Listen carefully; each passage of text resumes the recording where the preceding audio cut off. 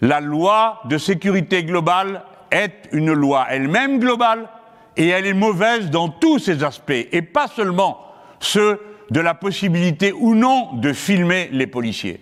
Filmer des policiers, même La République En Marche était d'accord, puisque ses députés au Parlement européen ont voté un texte qui dit qu'en toutes circonstances, tous les citoyens doivent pouvoir filmer. Mais quand ils reviennent à Paris, ils ne sont plus du tout de même avis, semble-t-il. Mais dans tous les pays du monde, tout le monde sait, et en particulier nous autres Français, qui sommes nés dans le moule de la République de 1789, que l'autorité qui est déléguée à la force publique est déléguée par le souverain. Le souverain, c'est le peuple, qui à tout moment doit pouvoir le contrôler. La manière dont est utilisée la violence légitime de l'État doit se dérouler sous le contrôle des citoyens, s'ils estiment nécessaire de l'exercer. Ce sont des grands principes, mais ce sont les grands principes qui nous tiennent dans la République, et le mépris de ces principes qui nous en expulsent et nous font vivre la situation que nous vivons aujourd'hui.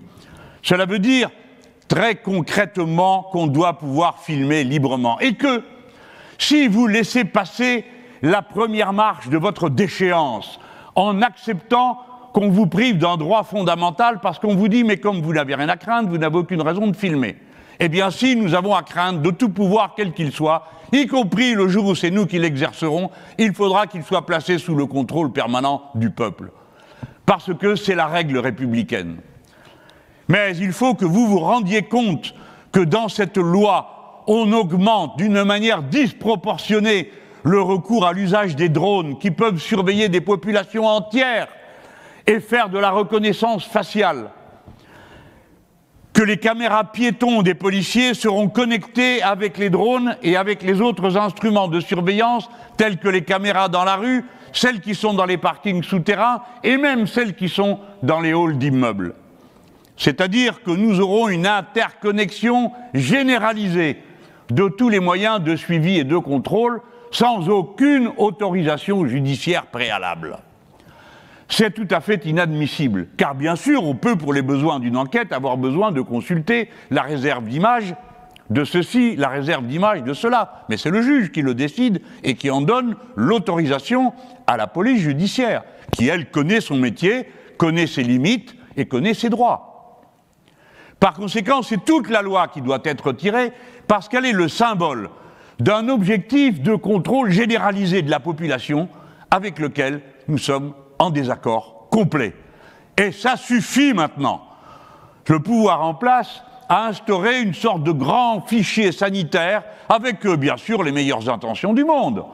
Mais ce grand fichier sanitaire, qui, outre qu'il a été confié à une entreprise nord-américaine bien connue, à une multinationale, permet des connexions et qui permettent de savoir tout sur tout le monde à tout moment. On nous dit « mais non, c'est un fichier qui est sûr ». Eh bien, nous pensons que c'est la seule chose qui soit sûre, c'est qu'il n'est pas sûr. Parce que tous les recoupements sont possibles qui permettent l'identification des gens.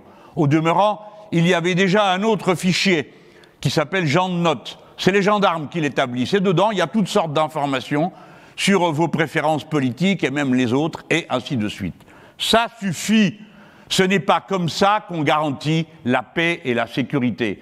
C'est une illusion technocratique de croire qu'en contrôlant tout le monde, on augmente la sécurité. La première des sécurités, c'est la liberté du peuple, sa capacité à s'autodiscipliner et à accepter, quand c'est nécessaire, les mesures d'autorité qui s'imposent. Le peuple français aime bien l'autorité, mais il déteste l'autoritarisme, et il a raison. Et ce que nous voyons, c'est un régime d'autoritarisme qui se met en place. Dès lors, comment s'étonner que M. Macron, qui pourtant avait sollicité des suffrages pour empêcher que, disait-il, Mme Le Pen vieille faire souffrir au pays toutes sortes d'horreurs. Ces horreurs sont dorénavant en place et de son fait à lui.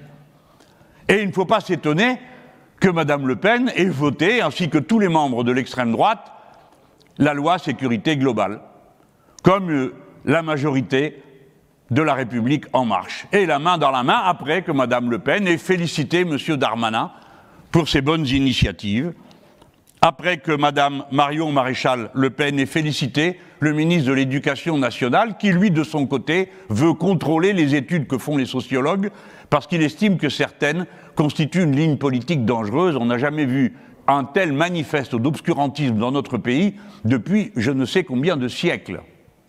Personne n'a jamais parlé comme ça d'études de sociologie.